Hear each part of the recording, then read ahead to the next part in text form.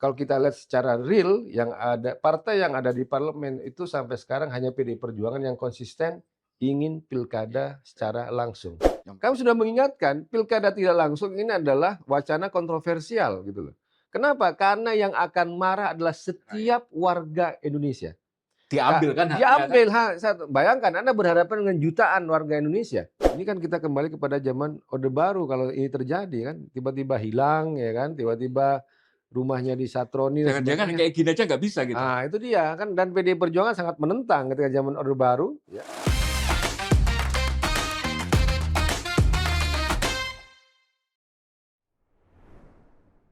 Salam Pancasila. Kawan, bertemu lagi dengan saya Winarko Ngantiwani di Ruang Dialektika. Kali ini kita akan membahas tentang Rakernas dan hari ulang tahun PDI Perjuangan yang ke-53 yang baru selesai kemarin. Ada banyak hal yang menarik dari pelaksanaan Rakernas karena kemudian kalau biasanya Rakernas itu dianggap sebagai acara internal partai ngomong tentang apa yang terjadi dalam partai, tapi di PDI Perjuangan kemarin, dan itu juga menjadi highlight beberapa pengamat, ternyata juga ikut membahas hal-hal yang sifatnya kebangsaan, hal-hal yang berkaitan dengan bagaimana perjalanan kita sebagai bangsa, bahkan mengangkat isu yang mungkin juga orang menganggap agak unik ketika sebuah partai kemudian menyikapi isu dunia. Itu kejadian yang terjadi di Latin gitu. Nah, untuk detailnya kita mengundang di Ruang Dialektika untuk pertama kalinya salah seorang juru bicara PDI Perjuangan, Bung Guntur Romli. Salam Pancasila, Bung. Salam Pancasila, Bung Winarko. Terima kasih sudah mau datang ke sini. Makasih, Sudah sama-sama. lama sekali sebenarnya kepingin ini, tapi ternyata baru sekarang kesempatannya. Ya, makasih, Bung. Ada banyak yang menjadi hal perhatian publik dari Rakernas kemarin, Bung. Terutama hal yang berkaitan dengan apa yang terjadi belakangan. Tapi kita coba pelan-pelan memulai membahasnya dari yang paling menarik dulu menurut saya karena berkaitan dengan isu yang berkembang belakangan. Penyikapan PDI Perjuangan terhadap agenda atau usulan dari kayaknya usulan presiden untuk pilkada tidak langsung, karena itu juga menjadi satu pembahasan di Rakernas gitu. Mohon dijelaskan dulu. Ya, terima kasih, Bung. Ya, jadi sikap PDI Perjuangan terhadap pilkada melalui DPRD, jauh-jauh hari kami sudah memberikan pernyataan yang tegas bahwa PDI Perjuangan mendukung pilkada langsung dan menolak pilkada melalui DPRD. Karena hal itu merupakan sikap PDI Perjuangan dari tahun 2014 dan konsisten sampai saat ini tidak pernah berubah. Dan kemudian dalam Rakernas itu juga masuk dalam poin rekomendasi eksternal nomor 14 dan juga dalam pidato penutupan Ibu Ketua Umum, Ibu Megawati Soekarno Putri, yang menegaskan kembali bahwa menolak pilkada melalui DPRD dan tetap ingin pilkada secara langsung. Kenapa? Dalam pidato Ibu Ketua Umum ditegaskan bahwa pilkada tidak langsung melalui DPRD itu bertentangan dengan prinsip kedaulatan rakyat. Kemudian yang kedua juga bertentangan dengan amanat reformasi. Karena pilkada langsung adalah salah satu dari amanat reformasi. Dan PDI Perjuangan berdarah-darah dalam arti yang letterlock, menggulingkan rezim Orde Baru dengan diserbu markasnya saat itu ya. Kantornya, dan tidak ada satupun partai di Indonesia yang partainya diduduki, diserang ya karena merupakan dari akibat dari perjuangan ya kan. Dan itulah yang menjadi amanat reformasi. Kemudian juga bertentangan dengan putusan MK terkait bahwa pilkada itu juga termasuk dalam rezim pemilu yang artinya harus melalui secara langsung dipilih oleh rakyat. Nah, hal itu ditegaskan dalam pidato Ibu Ketua Umum di penutupan Rakernas kemarin. Kemudian juga menjadi rekomendasi eksternal nomor 14. Jadi secara resmi PDI Perjuangan, kalau sebelum ini hanya beberapa tokoh, misalnya dari Komisi 2 ada Pak Deddy Sitorus, ada Pak Komarudin Watubun, ada Pak Andreas juga yang di DPR RI yang menegaskan bahwa PDI Perjuangan ingin pilkada langsung. Maka setelah Rakernas ke-1 tahun 2026 dan juga dari pidato Ibu Ketua Umum bahwa secara resmi PDI Perjuangan menginginkan pilkada langsung Jadi tetap. sikap partai Ya, sekarang itu ya? sudah resmi sikap partai, gitu. Karena Rapimnas ini, Rakernas ini merupakan pengambil keputusan tertinggi dalam partai setelah kongres. Jadi ini keputusan resmi. Nah, kalau kita komentari tadi soal yang usulan Pak Presiden, kalau boleh saya memberikan masukan, sebenarnya kan usulan itu malah muncul dari Rapimnasnya Golkar, Bung. Iya, waktu Iya kan? menyampaikan Iya, sambutannya. iya kan. Jadi setelah Rapimnas Golkar memberikan usulan, ya kemudian sepertinya Presiden juga ikut menyambut. Namun kami juga sebagai partai politik yang berdaulat juga ingin memberikan sikap, ya, karena ini masih dalam bentuk wacana. Kan kami lihat mungkin di DPR sudah ada semacam pergerakan, tapi PDI Perjuangan ingin menegaskan sikap politiknya lagi bahwa PDI Perjuangan tetap menginginkan pilkada secara langsung, gitu. Ini kan sebenarnya agak dejavu ya, tadi disinggung mulai Iya, sejak 2014 karena iya, kita pernah melewati sebuah iya, momen yang hampir iya, sama. iya, Koalisi besar partai iya, menginginkan ada iya, pilkada tidak langsung. iya, iya, Dan saat itu lolos iya, sebagai sebuah undang-undang. iya, Tapi untungnya saat itu kemudian Presiden entah atas kesadaran iya, demokratis atau iya, tekanan massa gitu iya, ya. iya, Saat itu iya, kemudian mengeluarkan Perpu gitu. Nah, iya, saat itu kan juga PDI berdiri sendirian betul, betul, sama PKS saat itu kalau nggak betul. salah. Tapi PKS juga akhirnya Mhm, ngikut gitu. Kira-kira dengan kondisi hari ini yang hari ini kan iya, mayoritas partai di bawah kendali iya. pemerintah ini menginginkan. Ini nanti dinamikanya bakal seperti apa, Bung? Ya, kalau kita bercermin dari 2014, memang PDI Perjuangan yang paling konsisten dan terlihat pada waktu itu sebenarnya Demokrat tuh main di dua kaki. Hmm. Ketika pengambilan suara, yaitu voting, kan banyak dari Demokrat itu walkout. Yang dengan alasan apalah penambahan apa dan sebagainya. Tapi waktu itu kami sudah menyadari bahwa Demokrat itu mau bermain dua kaki dengan walkout, maka yang voting yang menang itu adalah kelompok yang memang ingin pilkada secara tidak langsung melalui DPRD. Ya, cuma karena waktu itu desakan publik sangat besar, akhirnya dalam tanda kutip Presiden SBY waktu itu mengeluarkan Perpu untuk membatalkan undang-undang yang baru disahkan itu, gitu loh. Iya. Jadi kalau sekarang Demokrat tiba-tiba berubah, ya kan, sebelumnya karena saya di waktu talk show juga di sebuah acara televisi bersama petinggi Demokrat yang ingin menegaskan kembali pemilu yang tetap pilkada tetap melalui langsung, ya kan, tidak melalui DPRD, itu tokoh Demokrat ya. Tapi ternyata komentarnya setelah itu kan sekjennya malah bilang berubah lagi, ya kan, pengen pilkada melalui DPRD. Karena kami melihat di situ dalam wacana ini ya, yang kami dengar informasi memang sudah ada deal-deal politik ya. Iya. Deal-deal politik dalam koalisi ya, kekuasaan itu ya, ya ada katanya yang menjodorin anaknya, ada yang karena soal kursi di kabinet dan lain sebagainya lah. Iya, iya, Kami iya. mendengar informasi itu Iya, ya, iya. ya. Ya silakan aja dicek atau ada informasi yang lain, tapi inilah yang berkembang kenapa misalnya tiba-tiba sebuah partai berubah sikapnya, ya kan, tidak konsisten lagi. Ya kami mencari kan apa ini alasannya. Kemudian juga hampir semua yang kami dengar, partai itu sudah menyetujui pemilu melalui DPRD. DPRD. Yang kami dengar ya, ini kan meskipun belum resmi, ya ada partai yang masih malu-malu menyampaikan ke publik, ya kan, ada yang masih mencari alasan ini dan itu. Tapi sebenarnya kalau kita lihat secara real, yang ada partai yang ada di parlemen itu sampai sekarang hanya PDI Perjuangan yang konsisten ingin pilkada secara langsung. Partai yang Menyampaikan lain dengan tegas juga dengan gitu. tegas ya, dengan tegas, dengan jelas, karena ini berkaitan dengan soal prinsip seperti disampaikan oleh Bu Ketua Umum, ini soal prinsip dalam demokrasi, kedaulatan rakyat, soal amanat reformasi dan PDI Perjuangan tidak bisa dipisahkan sejarahnya dengan perjuangan menggulingkan Orde Baru, reformasi 98. Nah, untuk ke depan karena ini masih dalam bentuk wacana ya, dalam wacana, maka yang paling penting dari PDI Perjuangan adalah menyampaikan sikap resmi. Apa sikap partai terhadap wacana ya? Kami sampaikan bahwa kami tetap ingin pilkada langsung dan kami menolak pilkada melalui DPRD. Nah, yang kami dengar juga dari anggota Komisi 2 Bang Deddy Sitorus memang sudah ada semacam dalam tanda kutip lobi-lobi atau ingin mengajak PDI Perjuangan terkait pilkada ini, tapi kata Pak Deddy menyampaikan bahwa enggak, PDI Perjuangan tegas ingin pilkada langsung. Dan kemudian itu juga sudah disampaikan secara resmi kemarin, baik melalui pidato Ibu Ketua Umum ataupun juga hasil dari rekomendasi PDI Rakernas itu, bahwa PDI Perjuangan tetap ingin pilkada secara langsung. Barusan kemarin kalau nggak salah, Kompas itu rilis Iya.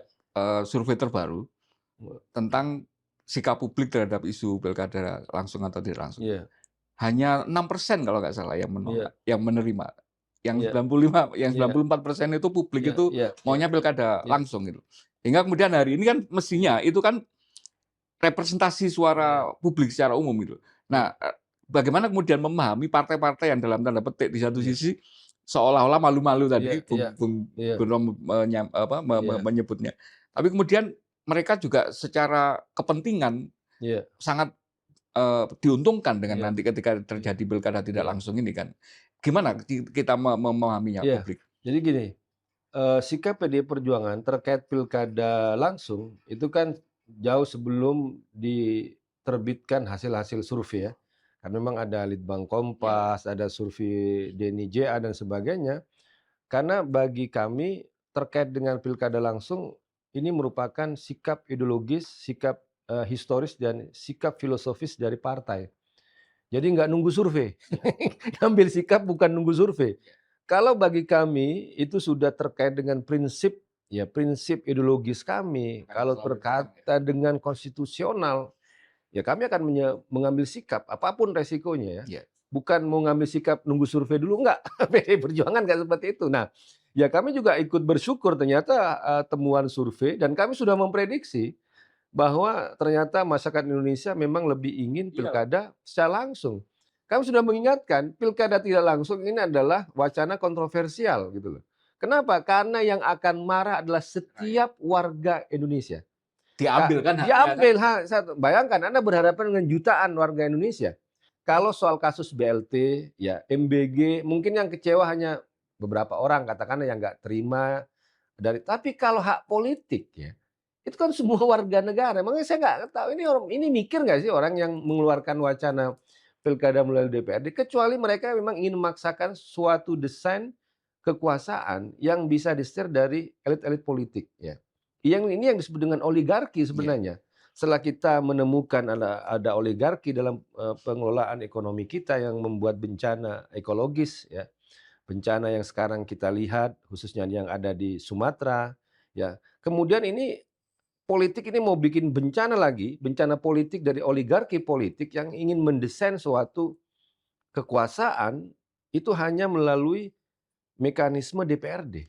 Apa bahayanya? Kalau misalnya kekuasaan ini bisa dikendalikan, dikelola oleh sekelompok orang dan tidak ada ruang publik untuk hilangnya politik sebagai pelayanan terhadap orang banyak.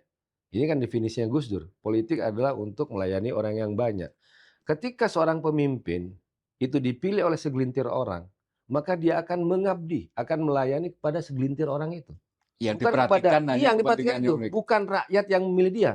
Kalau rakyat yang memilih dia, dia sadar bahwa pemimpin itu harus melayani rakyat yang memilih dia yang kebanyakan. Makanya kita lihat banyak pemimpin sekarang ya mau dengan niat yang tulus ataupun tidak harus terus turun ke masyarakat.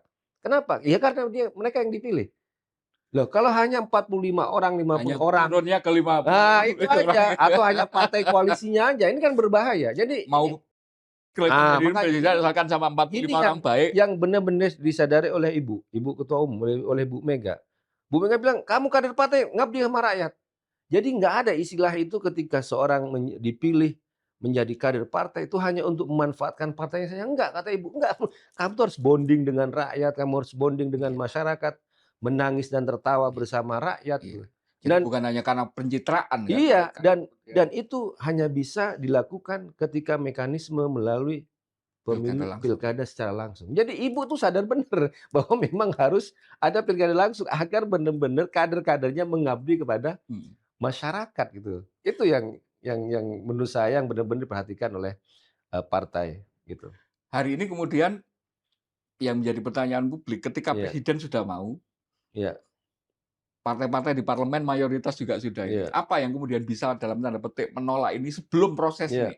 Dan kalau dulu penolakan itu memang berlangsung Iya, ini ya simultan. Tapi iya, hari ini apakah publik masih mungkin untuk diajak dalam tanda petik berkoalisi untuk menolak iya, ini dengan cara iya. Kita kembali kepada prinsip kedaulatan rakyat, pada prinsip demokrasi, bahwa sebenar-benarnya kekuasaan, kedaulatan itu kan di tangan rakyat. Yang menentukan bangsa ini bukan hanya seorang presiden, bukan kabinet menteri, iya, bukan anggota DPR RI, bukan DPRD, iya, tapi adalah iya. rakyat secara keseluruhan. Nah, yang Kita paling kan ya ya menjadi kita makanya dari itu sikap PDI Perjuangan karena ini masih wacana kita juga sampaikan pada publik, ini sikap kami. Gitu. Ini persoalan-persoalan yang harus kita hadapi kalau misalnya ini pilkada yang tidak langsung gitu kan. Dan ada prinsip-prinsip yang benar-benar dilanggar mmm, ketika itu. Nah, sekarang ya kita kembalikan semuanya kepada publik. Ya mungkin sebagai pengantar survei opini publik bisa menampilkan apa yang menjadi kegambangan, apa yang menjadi suara publik ya. Ya nanti kita lihat apakah nanti DPR RI-nya akan mendengar, parlemennya mendengar, mhm, apakah presidennya juga akan mendengar, menyimak apa yang menjadi kegelisahan publik kan itu kan.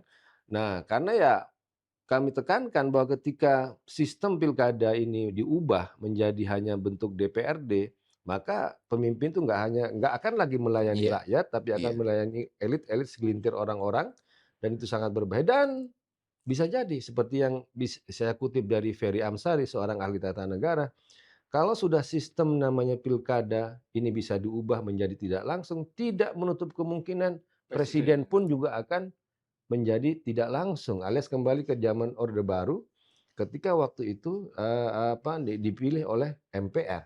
Nah Dan ini bisa 7 periode. bisa terjadi.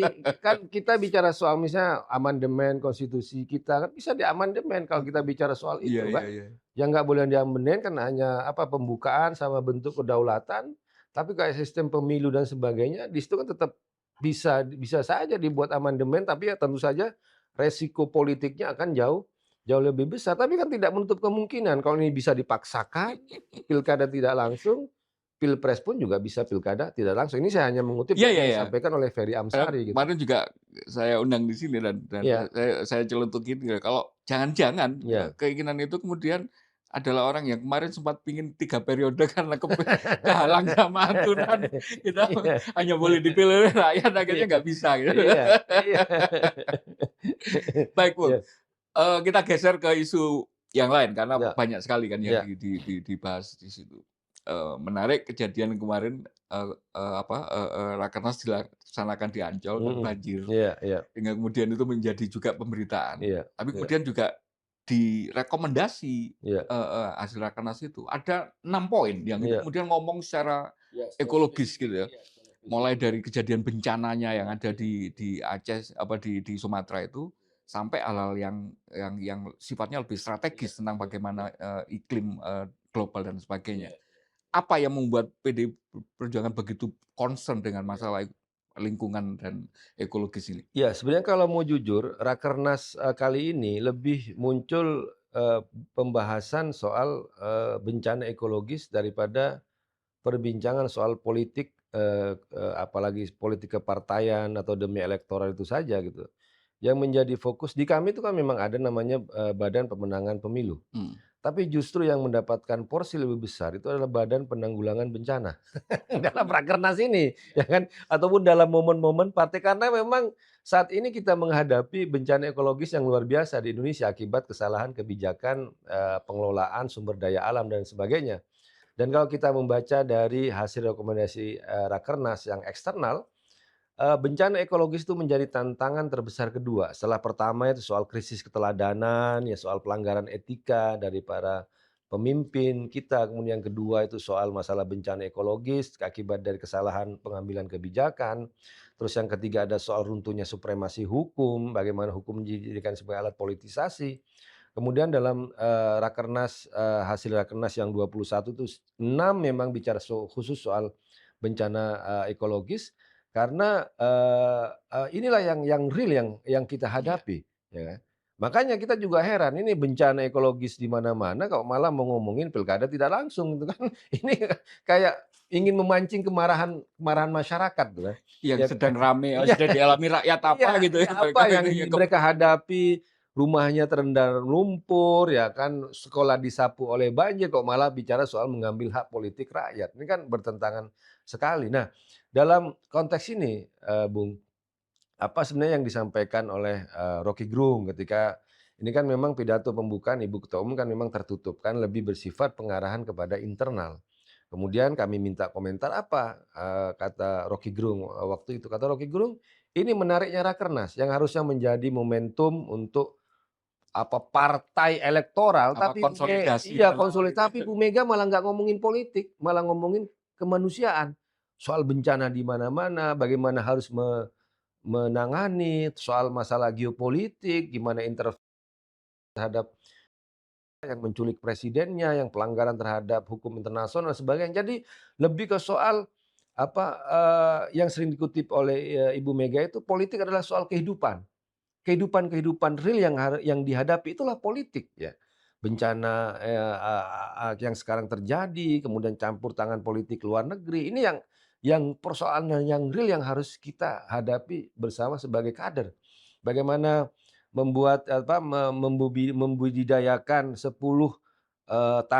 pangan di selain beras, ubi, dan sebagainya. Iya, Itu iya. kan tekankan oleh Ibu Mega Sedetail itu ya ini sedetail itu soal pertanyaannya. kedaulatan, pangan.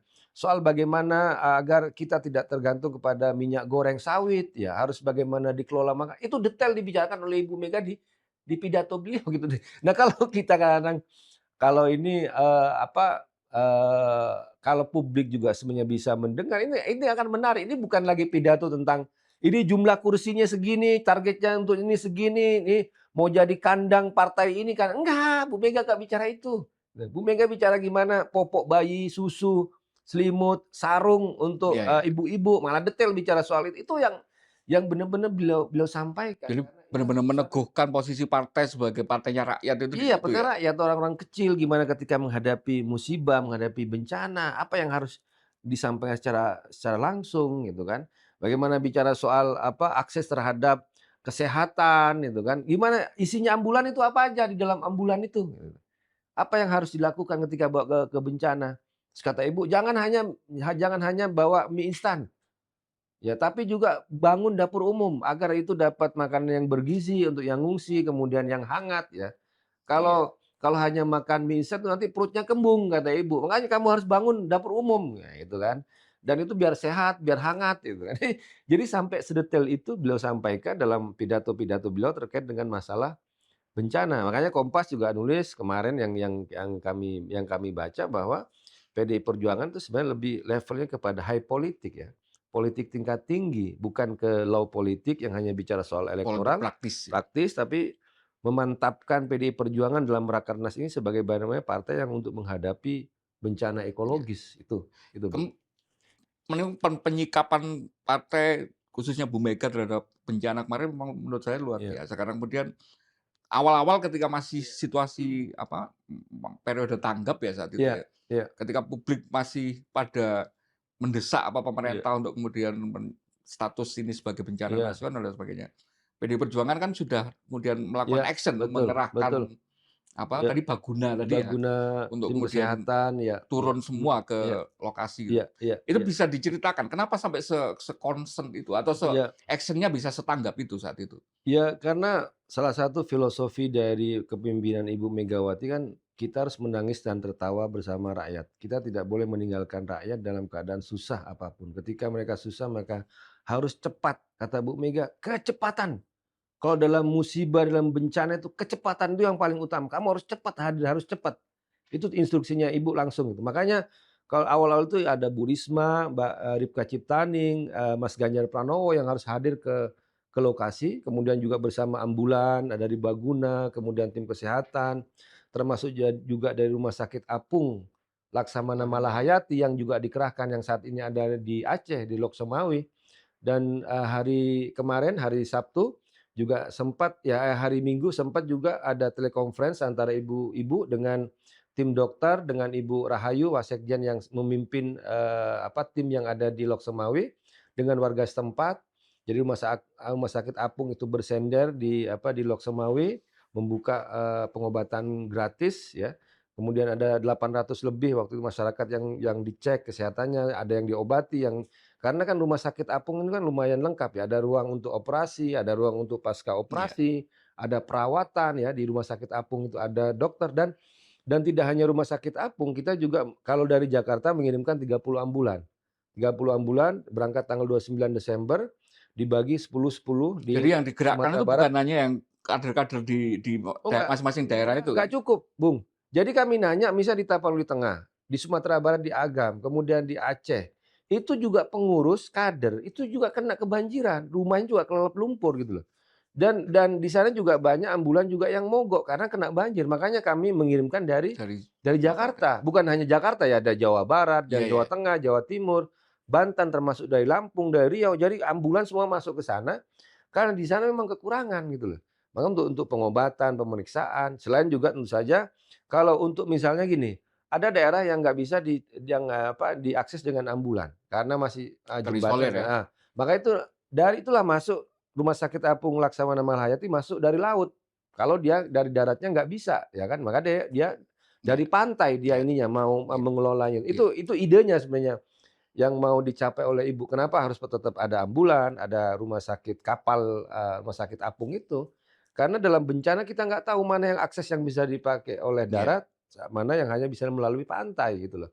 Itu jadi dan dalam Rakernas itu pun juga, untuk menunjukkan kepedulian, selain juga kita, dialog telekonferensi dengan tim kesehatan Baguna yang ada di lokasi, juga meluncurkan ada spirit kemanusiaan, ada buku tentang bagaimana penanggulangan bencana, perspektif Ibu Megawati sejak beliau menjadi wakil presiden sampai saat ini. Ada dokumentasinya, isinya itu tentang, perjalanan dan juga apa yang harus dilakukan ketika saat gempa, saat banjir, Iya. peralatan dan sebagainya itu masuk dalam buku panduan itu, selain juga buku Jadi cerita tentang perjalanan. sistem antisipasinya seperti apa kan gitu kan. Iya. Yang kemarin juga menjadi celotehan di medsos itu bahwa kemudian ini bahkan bukan daerah-daerah yang secara tradisional basisnya PDI Iya. Perjuangan loh itu kan. Iya iya. Jadinya Ya Aceh dan Sumatera Barat kan bukan. makanya Iya. kerasanya kan jadi kayak lebih presiden dari presiden. Tapi Iya. juga yang menarik dari Mhm.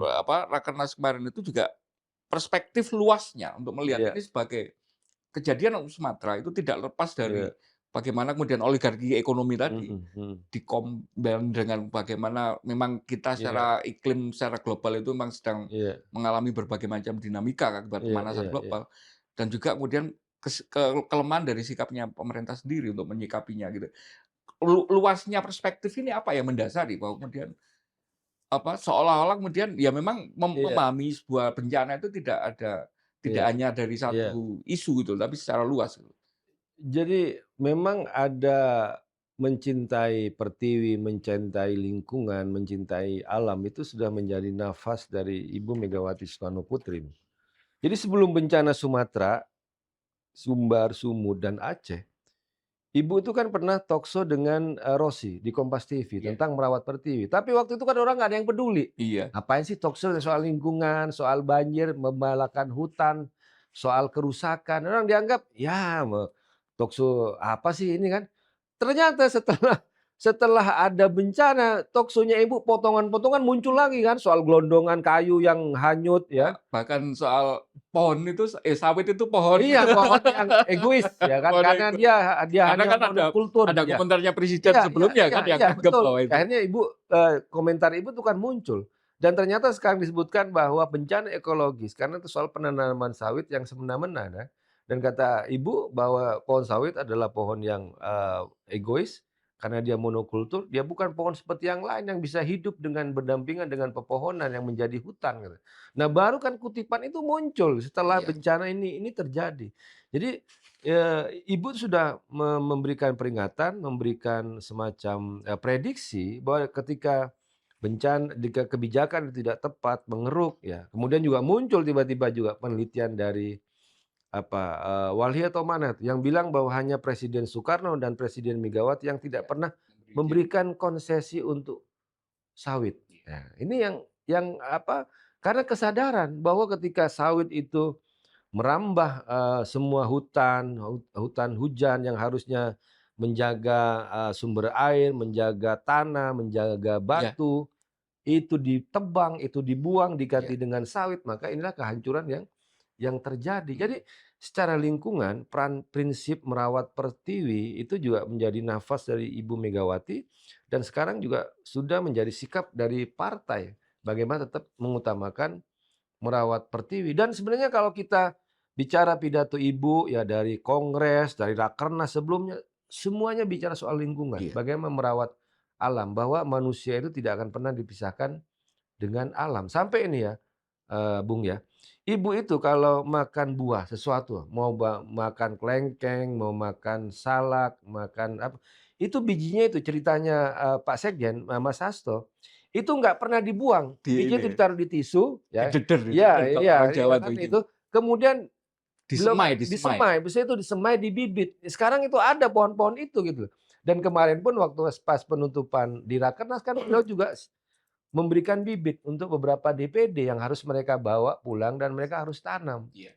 Jadi ibu itu benar-benar cinta terhadap tanaman, terhadap lingkungan ya, kepada pohon-pohon, kepada bunga.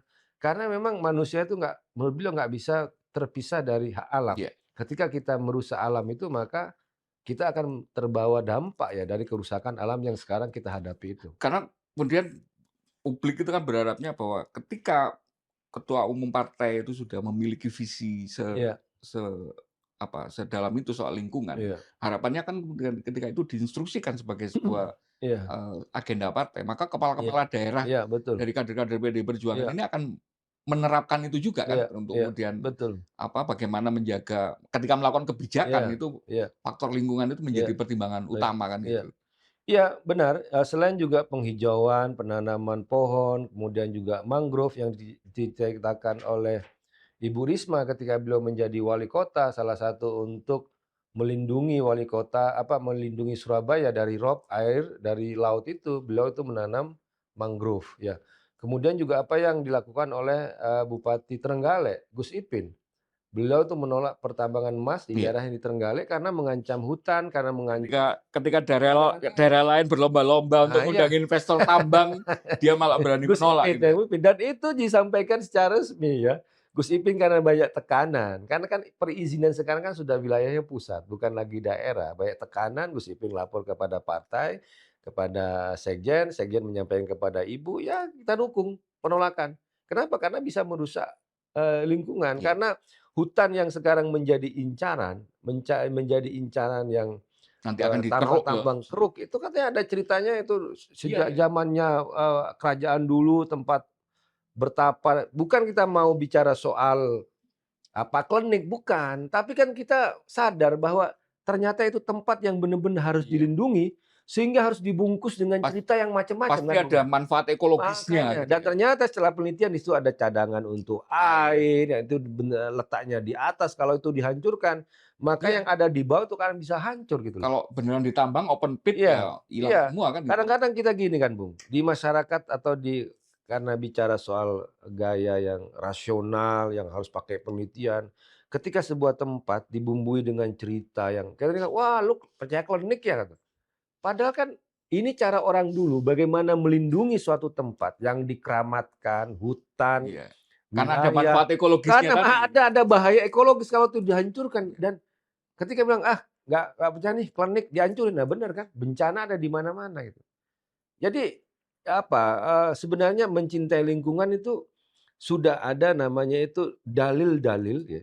Apakah itu yang dituduh dengan klinik, tapi sebenarnya kalau kita mau percaya dengan rasionalitas, Iya, iya. percaya dengan penelitian, dengan pembuktian, ini juga sekarang terjadi gitu loh. Kalau itu Ya, dibiarkan itu. kalau di Jawa itu misalnya atau di Bali Mbak, sampai Iya, hari ini pohon itu dikasih ya, kain gitu kan, iya, iya, terus iya, dikasih sajen gitu iya, kan di iya situ kan. betul, Nanti betul, sehingga kemudian orang jangankan nebang iya gitu, betul, hanya sekedar iya. ngapain di situ nggak pantas aja Iya, nggak berani kan gitu kan. cerita film-film dalam dokumenter yang resmi, misalnya bagaimana orang-orang Dayak yang menangisi ketika hutan dan pohon-pohon mereka ditumbangi karena ini adalah tempat, bersemayamnya leluhur mereka, tapi karena para, investor nggak setuju, nggak suka dengan sebagainya ditebang, ini ternyata inilah yang terjadi bencana yang ada di Iya, mana-mana kan, iya, daya dukungnya gitu. hilang.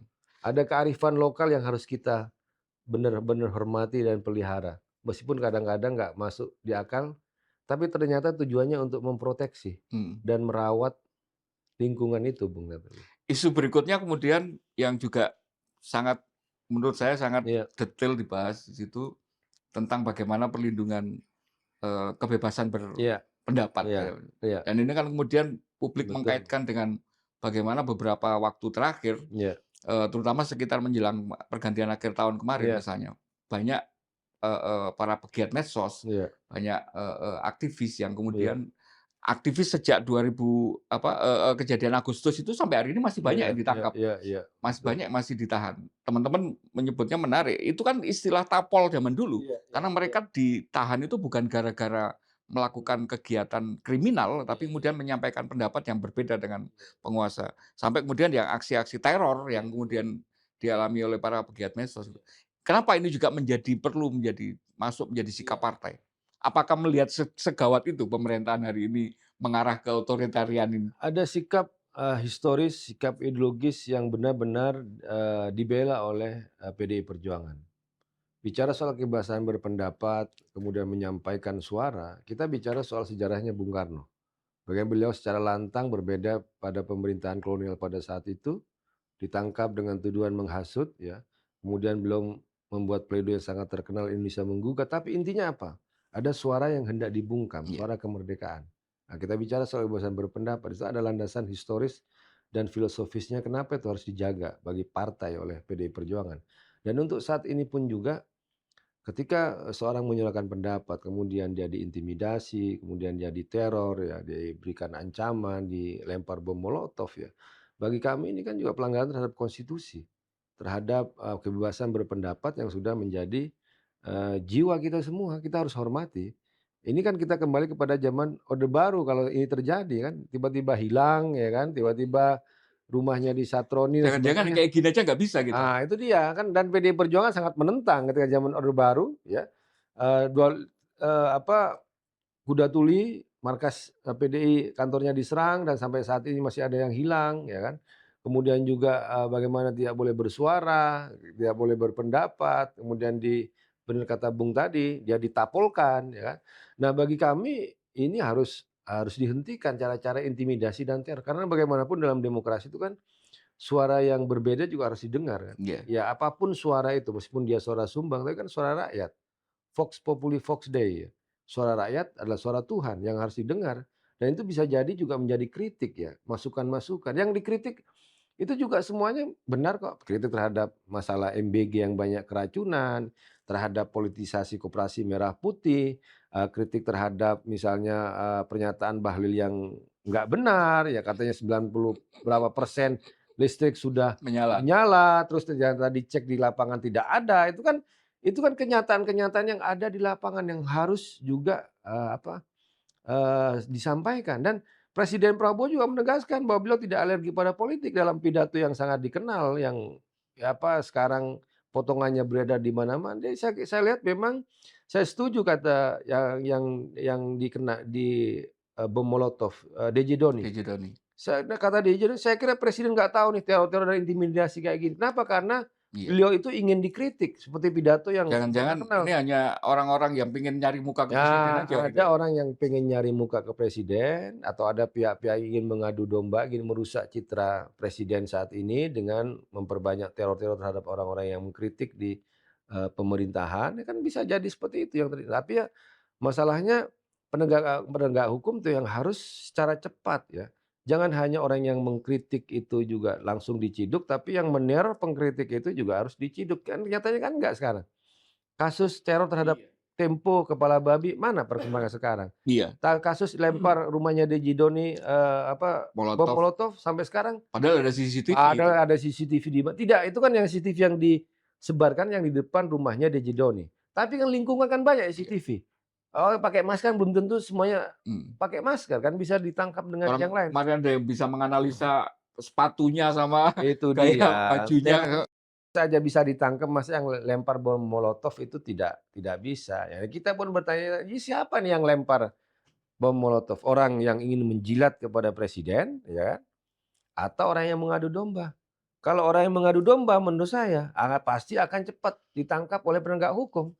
Ya kemungkinannya cuma satu kan, Iya. Orang yang cuma memang ingin menjilat, ingin memadamkan, membungkam orang-orang yang melakukan kritik terhadap yang, melakukan kritik itu. Berarti partai melihat ada tidak profesional di situ ya dari pihak apa, penegak hukum dalam hal ini kepolisian, dalam penegakannya untuk kemudian Dalam mengusut. rekomendasi kami juga sampaikan soal reformasi Polri, soal runtuhnya supremasi hukum, bagaimana hukum menjadi alat politik, itu juga menjadi keprihatinan dari PDI Perjuangan, termasuk yaitu kriminalisasi kasus politik ya dengan menggunakan hukum, menggunakan KPK, yang menggunakan, polisi, menggunakan kejaksaan. Ini kan bahaya, hukum menjadi alat politik, sangat berbahaya gitu. Nah Iya. itu yang kami sampaikan dalam sikap partai gitu. Yang kemudian orang publik teringat kan ketika proses proses apa istilahnya, berbagai macam proses teror itu. Iya, Ini kan sebuah proses yang memang kesannya terpisah-pisah, tetapi iya, ada kesamaan-kesamaan modus gitu kan. iya, iya, Ada kesamaan yang menjadi pertanyaan kan publik kemudian, ini siapa sih yang mampu dalam tanda petik mengorganisir iya, sebuah betul, proses yang betul, sedemikian masif betul. gitu loh. Kalau hanya satu 2 orang yang marah sama Iya, si apa, aktivis iya, medsos ini kan ya masalahnya selesai loh. Tapi kan ini yang mengkhawatirkan ketika muncul kesan bahwa ini iya. ada terorganisir secara ini. Dugaan kuat kami memang seperti itu, Bung. Orang yang punya akses terhadap kekuasaan, terhadap jaringan, terhadap dana. Karena kan kalau kayak aksi-aksi seperti ini kan tidak hanya mengorder katakan atau memerintahkan orang untuk ke lapangan, tapi bagaimana menghilangkan jejak, Ya itu yang paling mematikan CCTV, menghilangkan bukti biar tidak kemana-mana atau bahkan mematikan opini yang ada di media biar nggak membahas hal itu. Itu kan pasti orang yang punya kekuasaan, ya sumber jaringan, ya daya. sumber daya semuanya juga ada. Tapi yang paling penting ketika kami melihat ya dari rentetan, orang-orang yang diteror dari Mbak Shirley, dari Gitu. DJ Doni dan semuanya, itu kan rata-rata kan memang mengkritik lambatnya penanganan pemerintah terhadap bencana yang ada di Sumatera. Publik minta ini menjadi bencana nasional tidak dilakukan, malah bicara soal yang enggak-enggak, ya malah bikin katakanlah drama di sana, ada menteri yang manggul beras, ada yang pakai apa itu Bung, rompi militer. Rompi taktikal. Itu kan. Jadi masyarakat semakin semakin marah dengan gaya-gaya yang seperti itu gitu kan. Dan ketika itu dikritik, ya kemudian tiba-tiba terjadi teror, kan kami sebutkan tadi, saya sebutkan ya, ada 2 kemungkinan kan, orang yang ingin menjilat, ya pemerintah dengan ingin membungkam atau ingin mengadu domba. Kalau adu domba, bagi kami itu akan cepat ditindak oleh Iya. penegak hukum, kecuali yang mengadu domba ini memang punya backing sendiri. Kami heran sampai sekarang itu tidak ada kejelasan dalam kasus ini siapa ya pelakunya, Iya, siapa yang yang yang meneror itu. men men apa ya, mengkhawatirkan kan muncul akhirnya gini, ada kesan impunitas di situ kan. Betul, Ketika betul. melakukan Iya, sesuatu yang betul. sifatnya itu sudah intimidatif dan itu Mhm. menjurus kriminal bahkan. Iya, iya, Kalau misalnya kejadian si siapa, yang Diji Doni itu misalnya iya, iya, ketika tidak apa, dilempar bom molotov itu iya, misalnya tepat gitu ya ini ya, iya, atau iya. tidak Ter mereka nggak panik atau apa gitu iya, kan. iya, iya, iya. Itu kan bisa kebakaran itu secara Betul. ini gitu kan. Betul, saya kan datang ke rumahnya DJ Makanya Doni. itu Itu kan kan dempet, itu kan sempit, ininya jalannya juga sempit. Kalau rumah DJ Doni itu sampai kebakaran, maka nggak hanya kebakaran rumahnya dia, makanya. akan sekeliling satu kampung itu yang akan kebakaran gitu loh. Nah itu kan jelas-jelas kemudian sebagai katakanlah percobaan yang kemudian apa, percobaan kriminal yang Iya, gagal lah iya, sekarang. iya, Tapi iya, kan iya, kemudian ketika itu tidak iya, bisa diselesaikan, iya, kesan bahwa ada impunitas di situ, iya, iya, ada iya, kekebalan yang iya, bisa iya, iya, mereka dapatkan gitu. iya, Gimana kemudian partai mendorong ini sebagai sebuah proses ya, karena iya, kalau saya orang Malang, Bung, ya, iya, saya melihat misalnya penanganannya Kanjuruhan tadi, itu kan juga ujung dari sebuah proses impunitas betul, ini kan, ketika mereka betul, merasa mau iya, kebal terhadap itu. betul, Tapi ketika negara iya, atau, kekuasaan tidak mendorong ini, iya. ya begitu saja lewat gitu. Ya, Kak, untuk penegak hukum kami kan dalam satu rekomendasinya kan mendorong soal reformasi kepolisian, karena itu kan menjadi akar persoalan. Mhm. Presiden juga bikin namanya apa, tim untuk reformasi kepolisian. Tapi kemudian tiba-tiba Kapolri mengeluarkan surat yang bertentangan dengan putusan MK. Ini kan bingung kita kan, ini gimana ya itu kan. Nah, keprihatinan seperti ini yang terus harus kami suarakan gitu loh. Gimana kita mau bicara soal reformasi kepolisian, bicara soal reformasi penegak hukum dan sebagainya. Tapi yang fakta-fakta yang disuruhkan ke publik kan seperti ini ya. Tim reformasi yang Iya. direformasi menjadi anggota timnya. Emang persoalan itu. Ya, artinya masih banyak sebenarnya memang yang harus Iya, iya dorongkan kepada dan pemerintah. paling penting menurut saya Bung, dari semua ya keprihatinan dan sebagainya itu PDI Perjuangan memantapkan diri menjadi politik penyeimbang. Nah, ini juga menarik. Iya. Kenapa tidak oposisi? Kenapa bunyinya penyeimbang? Karena itu kan publik kemudian mempertanyakan, Iya. ini sebenarnya gamang atau masih Iya, sebenarnya masih cari aman gitu, atau karena mau tegas gitu, enggak, mau Ibu Megawati itu orang yang taat kepada konstitusi. Sampai penggunaan istilah pun juga harus yang konstitusional. Termasuk istilah oposisi kan nggak ada dalam sistem ketatanegaraan kita, dalam konstitusi kita kan ya, nggak di ada. sistem Ya. presidensial nggak Ya, ada. tidak ada. Maka dari itu Ibu tuh menyampaikan kita di luar pemerintahan dan menjadi politik penyeimbang. Ya, kita bukan oposisi dan kita pun kalau mengkritik itu juga berdasarkan data, berdasarkan fakta, bukan berdasarkan kemarahan dan bukan menyerang secara personal. Nah, itu kan dalam pidato Ibu Megawati ketika penutupan juga disampaikan apa sih yang disebut dengan rambu-rambu politik penyeimbang itu, gitu loh. Selama politik itu benar-benar memperhatikan kemaslahatan rakyat, kita akan memberikan dukungan. Tapi setiap kebijakan yang bertentangan dengan rakyat, PDI Perjuangan tidak Akan akan menolak. pernah menolak. Isu Soeharto menjadi pahlawan, PDI Perjuangan tegas menolak. Pilkada melalui DPRD, PDI Perjuangan tegas untuk menolak. PDI Perjuangan ingin bencana menjadi bencana darurat nasional, itu juga salah satu sikap dari PDI Perjuangan. Ya, PDI Perjuangan sebagai partai politik menyampaikan sikap ya. Kami juga kalaupun pemerintah mau mendengar, ya alhamdulillah. Kalaupun nggak mendengar, kami akan tetap bekerja ke masyarakat. Apakah ketika PDI Perjuangan meminta bencana darurat nasional ditetapkan, kemudian pemerintah tidak mengabulkan, kemudian kami ngambek tidak bekerja apa-apa? Enggak. Kami malah semakin aktif. Kami tetap mengirimkan ambulan, mengirimkan tim medis, mengirimkan dokter dan sebagainya. Iya, Kami bekerja. iya. Karena kami tahu Tapi bahwa di kapasitas sebagai ya, partai kan, sebagai bukan partai, pemerintah ya. bukan sebagai pemerintah. Apapun harus kita lakukan untuk memaksimalkan karena kami tahu apa kondisi lapangan, bagaimana Ibu Risma nangis-nangis di lapangan melihat kondisi yang sebenarnya, ya kan. Mbak Ning ke Jakarta mengabarkan kayak gini kejadiannya, Mas Ganjar juga mengabarkan kejadian. Jadi maka kami melihat itu menyatakan sikap berdasarkan apa yang kami saksikan, yang Iya, kami alami, yang kami rasakan di lapangan. iya. Ketika pun itu opsi darurat nasional ditolak, ya kami nggak masalah. Ya udah Tapi tetap publik sudah bekerja. tahu bahwa sikap partai Iya, seperti ini, penolakan dan iya. aktivitasnya seperti ini gitu ya. Betul, betul itu.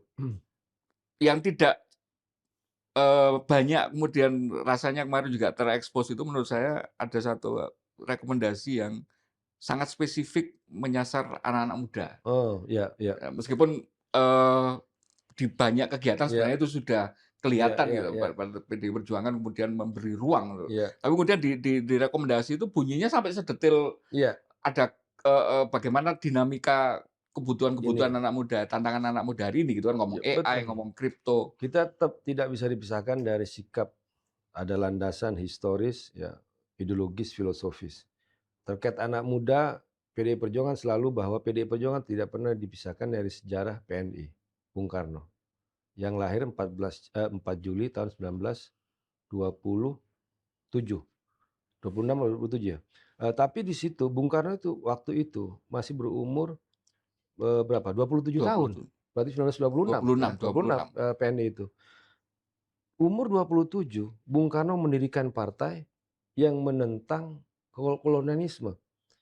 Ya, yang sering disampaikan oleh Sekjen, mari kita bayangkan pemuda umur 27 tahun tiba-tiba berdiri menantang kolonialisme yang Dia sangat kuat. dia padahal kalau mau jadi pegawai negeri saat ini. Nah, yang jadi arsitek, lulus dari ITB mau nyama, mau gambar aja, beliau akan Sudah hidup kaya makmur. raya gitu Tapi ya. enggak, kan resiko itu enggak apa ya, harus beliau hadapi. Kemudian cerita tentang Sumpah Pemuda. Kita kan kemarin baru mengadakan Merah Muda Festival yang untuk merayakan Sumpah Pemuda. Rata-rata yang melakukan Sumpah Pemuda itu umur 19, umur 20, umur 22 itu. Makanya Bung Karno waktu itu tidak masuk dalam panitia Sumpah Pemuda karena merasa ketuaan, Pak. Meskipun waktu itu umur beliau Pak baru 29, Iya, 28, 29 tahun, tapi merasa ketuaan. itu ruangnya anak-anak yang Ruangnya lebih anak muda. muda. Nah, dari situ PDI Perjuangan selalu menganggap bahwa anak-anak muda sebagai agen perubahan. Ya, kalau kita bicara soal prediksi untuk 2029, ada 58% dari Gen Z dan juga milenial yang mereka akan memilih dan juga memilih pertama. Dan yang paling penting mereka bukan hanya untuk elektoral, tapi untuk hal masa depan bangsa ini, gitu kan. Karena bagaimanapun bangsa ini pada akhirnya juga akan dipegang oleh generasi-generasi milenial dan generasi Gen Z, dan kita harus melibatkan mereka, mendengarkan mereka. Perjalanan bangsa ini tidak lagi ditentukan oleh elit-elit ya, oleh baby boomer atau generasi X dan sebagainya, tapi oleh mereka yang muda.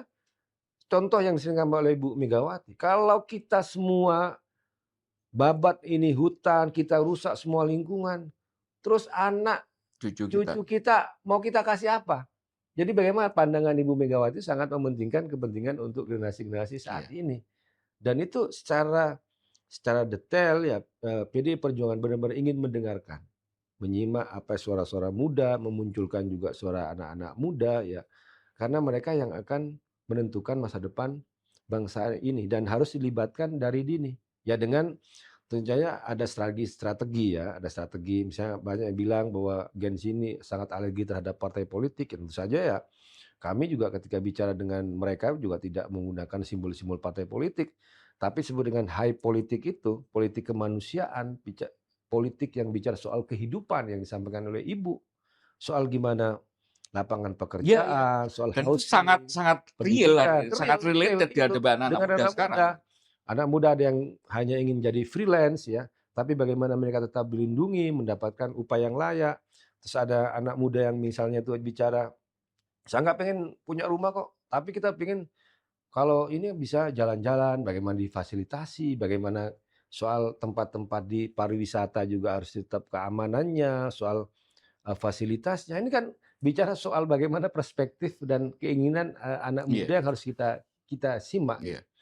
gitu loh, Bung. Yang kemudian rasanya perlu disampaikan ke publik itu gini, Bung, kan, bahwa ini tidak hanya berhenti di hanya sikap, Iya, politik kan gitu kan. iya, Kemudian saya tahu sendiri misalnya di Jawa Timur itu ada iya, beberapa kepala daerah yang usianya relatif, iya, muda gitu kan, kemudian masih sekitar 30-an sudah iya, menjadi kepala daerah gitu, atau iya, mungkin di, di anggota iya, legislatif itu, di beberapa di dapil saya itu iya, masih ada, iya, mungkin masih pertengahan iya, 20-an itu sudah mhm, menjadi, dan itu dari iya, PDI anak muda, Perjuangan gitu. Nah, iya, apakah itu juga menjadi bagian mhm, dari, katakanlah kalau dulu ada politik afirmatif terhadap iya, perempuan gitu ya, iya, 30%, apa ada nggak sih dari iya, PDI Perjuangan itu untuk kemudian memberi ruang lebih untuk iya, kemudian iya, kesempatan bagi anak-anak yang memang usianya muda, iya, iya, iya. untuk masuk berkiprah di partai? Iya, melibatkan anak muda termasuk juga penentu kebijakan itu sangat penting ya, PDI Perjuangan kan membuka membuka ruang untuk itu, Bung. Termasuk ya nanti ya kami kemarin itu, memang ada usulan, misalnya apakah ada soal afirmasi kalau perempuan 30% untuk, pemuda 30%, ya kan waktu itu memang ada pembahasan ya. Ya, dan ketika hal itu disampaikan kepada floor, itu kan menjadi kajian, ya kan dia bilang, "2029 masih masih lama, kita lebih fokus soal masalah soal bencana Bencana. kemanusiaan," itu kan. Tapi untuk saat ini, misalnya memunculkan jubir-jubir di kalangan muda, ya, untuk di PDI Perjuangan dari tingkat, pusat sampai yang tingkat ke daerah. Kita kan juga ada di kemarin itu adalah komisi ada, komunikasi politik yang isinya adalah anak-anak muda yang ada di Iya, beberapa provinsi yang memang punya concern, tapi mereka nggak masuk struktur, Bung. Tapi mereka bisa ikut, melihat, iya, rakernas, mengamati, kemudian iya. mendengarkan Sehingga pidato. mereka bisa menyampaikan Iya, ininya bisa, ya. iya, mereka dapat feel-nya, mereka dapat energinya, bisa bonding, itu juga, perlu kita lakukan. Karena pengalaman juga, dalam bidang politik banyak anak muda juga yang masih alergi ya terhadap, partai politik, perlu pendekatan lebih lebih khusus gitu kan. Jangan antipati terhadap partai politik. Ya mungkin ya kita harus introspeksi, kenapa anak muda itu antipati terhadap partai politik, ya karena yang diomongin cuma hanya hal elektoral, soal kursi, soal jabatan, Bung, ya. Bahkan oleh partai yang dulu brand-nya partainya anak muda gitu ya. Iya, itu itu problem. Partainya Bung Gun yang lama. Yang kemudian itu hari ini tidak kelihatan lagi mudanya Iya, gitu ya. iya, Ya karena kemudian memang kalau saya ngelihat selama ini iya, partai itu dalam tanda petik hanya jargon aja malah Iya, iya, kemarin. Tapi kemudian bagaimana programnya, iya, bagaimana personelnya, iya, bahkan hanya komunikasinya aja iya, iya, itu tidak memakai kemudahan itu iya, gitu. Tidak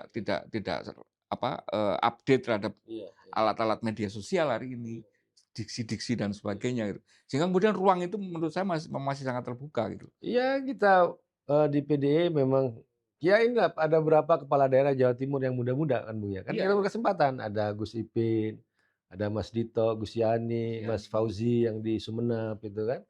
Kemudian termasuk juga Mas Eri yang Surabaya dan juga di Jawa Tengah banyak juga kan.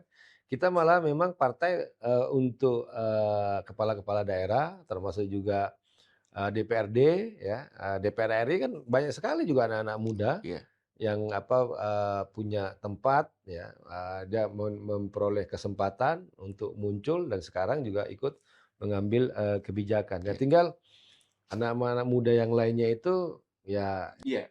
yang terus diberikan Mungkin lebih kesempatan. sering dimunculkan aja Iya, itu sebagai iya, wajah-wajah representasi karena kemudian, apa namanya, anak-anak muda itu yakin bahwa iya. kemudian ada di situ Ya sudah. kemarin waktu rakernas kan ada berapa jubir muda lah, ada Mujab Mujab dulu, Mujab itu Cabub, Tegal ya, ya Tegal wa wa Cawabub dan Cawabubnya Tegal. ya dan juga mantan ketua BEM di UI, kemudian ada Mas Seno Bagaskoro yang juga sering tampil juga, ada juga, kemarin itu Cynthia yang juga bicara soal dia, orang S2 hukum di UI, baru lulus dia itu.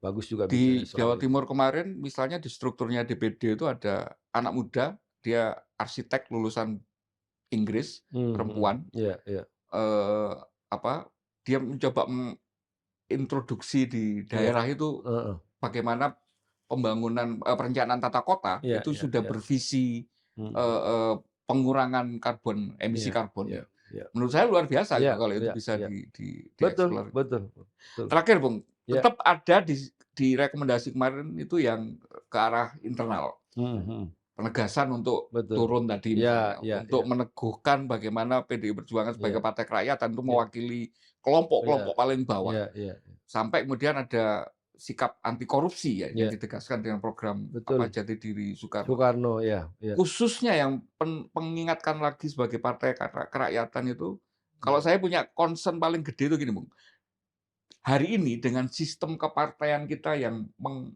memungkinkan atau malah memberi semacam, eee eee, insentif untuk orang yang hanya mampu berpartai apa, berpolitik itu mhm, berbasis elektabilitas mhm, politik uang, itu ruang bagi orang-orang yang berlatar belakang wong cilik yang seperti yang mhm, dilakukan mhm, mhm, diwakili oleh PDI Perjuangan itu. Itu kan semakin tertutup.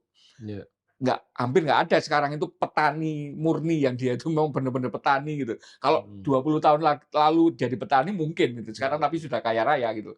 Tapi suara-suara itu kan tidak lagi terbangun otentik karena orang yang memang latar belakang itu yang duduk di parlemen.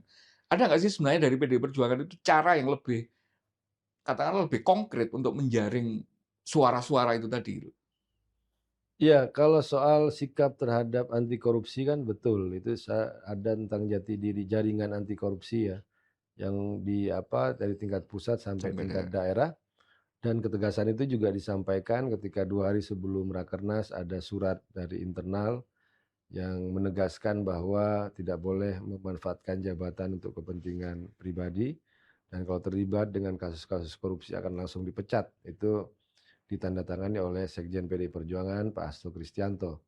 Kemudian juga terkait strategi ya rakernas yang internal, di kami itu kan ada istilahnya program kerakyatan, termasuk seperti Baguna, kemudian juga terkait dengan masalah UMKM dan sebagainya. Dan itu sudah kami putuskan dalam rapat kerja ini, rakernas ini beberapa program yang dia tentu saja tidak hanya pelayanan terhadap masyarakat yang di bawah termasuk Baguna, tapi juga bagian dari strategi partai juga untuk, ketika pada saatnya nanti ya, ada keinginan untuk, terkonversi ke dalam sistem elektoral, Mhm. kepemilihan terhadap partai. Tapi karena pemilu itu juga masih jauh Bung ya, 2029, maka program-program itu lebih kepada bentuk penguatan apa ini daya tahan masyarakat itu sendiri. Karena kami melihat kan tantangan ke depan ini tidak mudah, mau tantangan internal dalam negeri ataupun juga Iya. eksternal dan aspek ekonomi, lapangan pekerjaan ya. Janjinya lapangan pekerjaan dibuka berapa? 19 juta, ternyata 19 juta kebohongan yang terjadi gitu kan, Bu. Ini kan harus dihadapi Kemarin kan. bukan 19 juta 19 juta buzzer katanya. Juta buzzer ternyata. Lowongannya jadi buzzer itu. Jadi buzzer. Iya, jadi kami nggak bisa menunggu, Bung. Kami bercermin dari apa bencana kemarin yang kami minta ini, tapi ternyata ini ya kami nggak bisa menunggu. Karena bagaimanapun partai politik PDI Perjuangan kalau kita bicara sejarah itu nggak bisa Iya. dipisahkan dari PNI sebelum Indonesia ini merdeka, ya bersama ormas yang lain, ya. Kemudian kami ya harus tetap memiliki apa kepedulian dan harus bekerja untuk menjaga negeri ini, ya.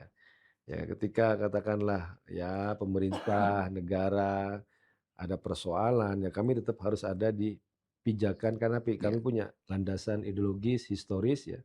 Zaman Orde Baru ketika harus berseberangan Iya. dengan negara, kita sikapnya seperti ini. Dan sekarang pun ketika kami berada di luar pemerintahan dan menjadi politik penyeimbang, maka kami tidak hanya bicara soal wacana, tapi Iya. ada kerja-kerja konkret yang ada di lapangan gitu. Karena memang harusnya legacy itu tidak hanya sekedar Iya, dikenang kan gitu, iya, iya, tapi kemudian selalu iya, diaktualkan gitu. iya, iya. Percuma Demokrat hari ini ngomong legasinya SBY adalah presiden yang demokratis ketika kemudian sikapnya tetap mendukung pilkada tidak langsung kan gitu. Tapi PDI Perjuangan sebagai salah satu pelopor pendobraknya Iya, reformasi, reformasi. yang saya ingat itu misalnya Kuda Tuli itu Iya, diawali sebelum iya, kejadiannya hari hanya itu, karena iya, saya sempat ke sana juga saat itu. iya. Itu ada momen di kantornya DPP itu jadi semacam panggung terbuka, Oh Bang, iya, mimbar bebas. mimbar bebas. Ya, Jadi mimbar bebas, orang betul. mau Bicara apa orasi, aja. mau mau Iya, iya. mengkritik apa dan Iya, sebagainya betul, itu di betul, situ betul, betul. boleh gitu. Semua Dan saat tokoh, itu ya yang semua namanya ruang seperti itu tuh mahal semua sekali orang, gitu. betul, semua orang bisa Iya, bicara bebas di karena situ. nggak mungkin Iya, saya kalau iya, misalnya nggak di situ itu iya, iya, berani gitu iya, untuk iya, kemudian betul, betul, sehingga kemudian ruang betul. itu kan menjadi sangat sangat Iya, apa, sangat betul, berharga betul. dan itu adalah menjadi kayak semacam cikal bakal Iya, pemantik bahwa kalau iya, kita demokratis beneran, mhm. nanti kita bisa seenak itu loh Iya, ngomong kan gitu betul, kan. betul, betul. Nah, hari ini ketika misalnya apa, legacy itu kemudian mau dipertahankan, mau nggak mau PDI Perjuangan harus menjadi terdepan untuk kemudian Iya, betul, menjaga betul, ruang betul, publik gitu ya. betul loh. Iya, Mudah-mudahan apa, rakernas kemarin menjadi semacam apa istilahnya, peneguhan iya, dari semangat itu, iya, menjadi semacam, eee eee, ikrar kok, apa, pembaruan ikrar gitu. Karena hari ini Bung, masih banyak suara itu di luar sana iya, merasa iya, bahwa kita itu tidak mampu iya, untuk iya, menolak arah untuk iya, otoritarianisme ini iya, ketika hampir semua iya, partai itu tidak bersuara. iya, Yang kejadian Agustus tahun 2025 kemarin iya, betul. itu simply karena memang di parlemen pun nggak ada yang bisa Iya, meresonansi itu. Nah, betul. mudah-mudahan PDI Perjuangan bisa kembali ke akarnya itu ya. Amin, amin, amin. Terakhir ada yang mau disampaikan Bung, sebelum Ya, kita tutup? ketika Bung nyebut ikrar tadi itu sebenarnya ada dalam pidato pembukaannya Ibu Megawati, bahwa ini adalah peneguhan sikap dan ikrar kita, bahwa Satyam Eva Jayati, Mhm, kebenaran itu pasti pasti. menang, dan untuk rakyat, untuk bumi, untuk Indonesia, di sanalah aku berdiri untuk selama-lamanya. Itu kan kutipan dari lagu Indonesia Raya stanza Stanza ketiga. kedua. Oh, kedua.